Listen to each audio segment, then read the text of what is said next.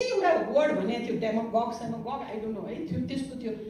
म त एकदम नर्भस भएँ। भोलिपल्ट बिहान आज इभिनिङमा आएर त वान अफ द प्यानलिस्ट हो भन्छ। नाइ पनि भन्न मिलेन, नेपालको पार्टिसिपेन्ट्स धेरै थियो। एकजना नेपाली व्यक्ति हुनुहुन्थ्यो कि पुरुष पनि सहभागी। उहाँले के भने उहाँसँग फेरि कुरा गरिन्छ नि मलाई कस्तो अब यस्तो उहाँले डोन्ट वरी म तिमीलाई सबै पोइन्ट्स उहाँ चाहिँ नि अलिक म सबै पोइन्ट्स म बनाइदिन्छु यहाँ भनेर उहाँ चाहिँ त्यही क्षेत्रमा काम गरेर आएर मैले पनि हो न हो ओके खुसी भएँ। मैले अब त्यस्तो पनि छ भाइ कसैले गरिदिन्छु भन्यो भने ढुक्क भएर ए ल भइहाल्छ नि गरिहाल्छ नि भन्यो।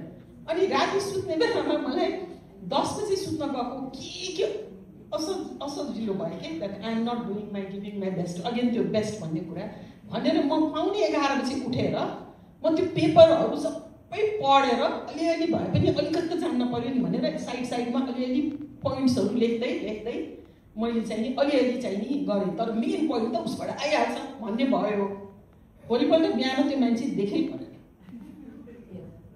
परेन हेर्नुहोस् त भर परेको भए के हुने रहेछ। म युनुस जस्तै क्याटेगोरीको अरू पनि मान्छे छन् है त्यही हाई प्रोफाइलको त्यस्तो ठाउँमा म के हुने रहेछ है। सो कहिलेकाहीँ हामी ढुक्क पनि हुन्न है। You should not rely totally on someone who saying I do it for you भन्ने कुरामा आफैले गर्नुपर्छ मेहनत।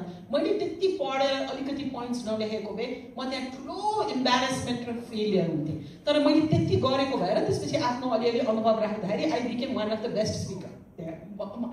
त्यसरी उहाँहरूले एकदमै एप्रिसिएट गर्नुभयो कि but I felt sometimes you have to trust in yourself you have to do your best and there is a guiding unknown invisible power that will help you. तपाईँले बेस्ट गर्यो भने चाहिँ जस्तो मलाई लाग्छ।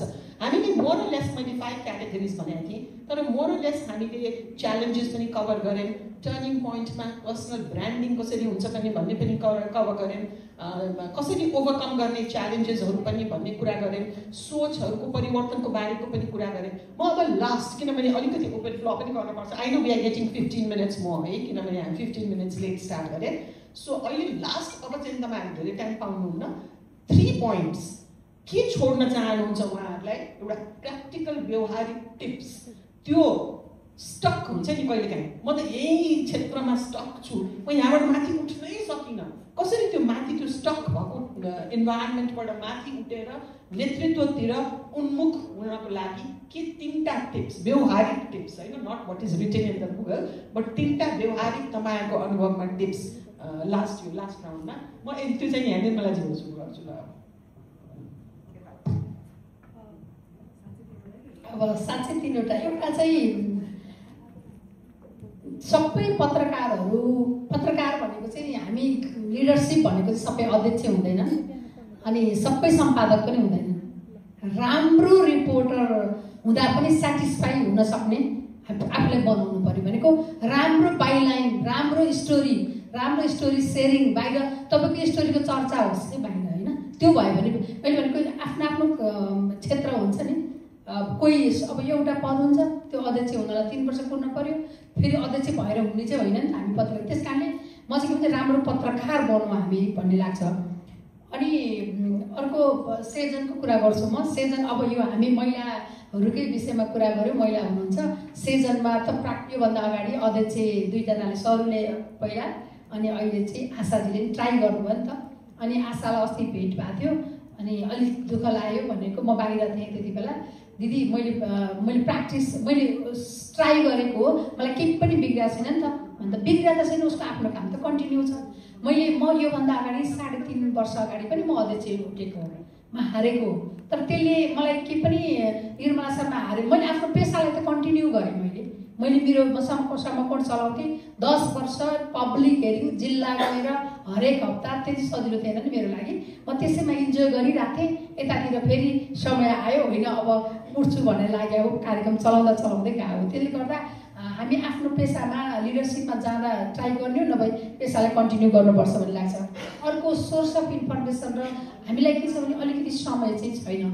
हामीले अब कसरी म्यानेज गर्ने अध्ययन गर्ने समय चाहिँ अब अघि हामीले कहाँबाट लिने हाम्रा सूचनाहरू हामी कसरी अपडेट हुने। अहिले टेक्निकल्ली मलाई पनि अब हामी त 30 वर्ष अगाडि यो हातले लेखेर पत्रकारिता गरेर मान्छे पेजमा A4 साइजको पेपरमा लेखे मान्छे अब अहिले हामी पत्रकारिता हेर्नु त प्रिन्ट मिडिया बढ्दै के अरे बन्द हुने अवस्थामा छ भन्दा अबको ट्रेन्ड चाहिँ मिडियाको ट्रेन्ड चाहिँ बदलिँदै छ भने हामी त्यसमा अभ्यस्त हुनलाई हामीले समय निकाल्नुपर्छ। अर्को महिलाहरूले नेतृत्वमा र लिडरसिपमा गइसकेपछि कहिलेकाहीँ अब विज्ञानजी हुनुहुन्छ, मैले केही फरक पर्दैन, अलिक जिम्मेवारी लिएपछि पुरा चाहिँ गर्नुपर्छ है। सबैलाई म भन्दिनँ, पुरा चाहिँ गर्नुपर्छ, म कमिटेड चाहिँ हुन पर्यो। अनि त्यसपछि महिलालाई परेका समस्या त कुरा गरौँला, तर आफूले बाइलाइनमा रिपोर्टिङमा अरूमा एक्सक्युज चाहिँ हुँदैन, त्यो चाहिँ एकदमै पुरा गर्नुपर्छ। नभए चाहिँ म अहिले सफल भइनँ भने सबैका लागि चाहिँ बाटो बन्द हुन्छ। त्यस कारणले मैले मरेर भए पनि मेरा धेरै दुःख छन्, म तपाईँहरूसँग सेयर गर्दिनँ, तर म सफल हुनुपर्छ। तपाईँले पनि राम्रो पत्रकारिता गर्नु भने अरूलाई हुन्छ त्यता। धन्यवाद छ। तीनटा म एकदम सर्टै भन्छु। एउटा चाहिँ निरन्तरता हो हैन, तपाईले चाहिँ कन्टिन्युअस चाहिँ एफोर्ट गर्दै जानुभयो भने तपाईले लिडरसिपमा पुग्न सक्नुहुन्छ। यो मेरो आफ्नै अहिले जुन लिडरसिपमा चाहिँ छु त्यसको पछाडि चाहिँ निरन्तरता हो, आत्तिनु भएन एउटा। दोस्रो चाहिँ इन्टिग्रिटी हो। पत्रकारिता अथवा सबै क्षेत्रमा चाहिँ इन्टिग्रिटीको त्यो सबै क्षेत्रमा इन्टिग्रिटी भयो भने चाहिँ तपाईँ बाँच्ने आधार र माथि पुग्ने आधार चाहिँ त्यसले तयार पार्छ। अघि पनि मैले भनेको थिएँ। अर्को चाहिँ कन्फिडेन्स हो। तपाईँहरूले चाहिँ कन्फिडेन्स चाहिँ राख्नुभयो र मैले यो गर्न सक्छु भन्ने विनर एटिच्युड राख्नुभयो भने चाहिँ तपाईँले सफलता प्राप्त गर्न सक्नुहुन्छ। यो मेरो लागि पनि हो। मैले जस्तो अघि निर्मलादेश उहाँले कुरा सुरुवातमा बोल्न नसक्ने कुरा त हामीले सुरुवातमा सबैले फेस गरेको कुरा हो नि त। म बोल्न सक्छु भनेर अनि त्यसपछि सेजनको लिडरसिपमा पुगेको हो। त्यसले चाहिँ मलाई चाहिँ एउटा चाहिँ ब्रान्डिङ गरिदियो भने चाहिँ तपाईँले चाहिँ के भने आफूभित्र भएको चिजलाई चाहिँ हामीसँग डेभिल्स पनि छ, भगवान पनि छ, मनभित्रै हुन्छ नि त। डेभिल्सलाई फालेर चाहिँ पोजिटिभिटीलाई चाहिँ अगाडि बढाएर चाहिँ भगवानभित्र छ भनेर तपाईँले पोजिटिभ एटिच्युड र लर्निङ एटिच्युड राख्नुभयो भने चाहिँ यु क्यान विन। धन्यवाद।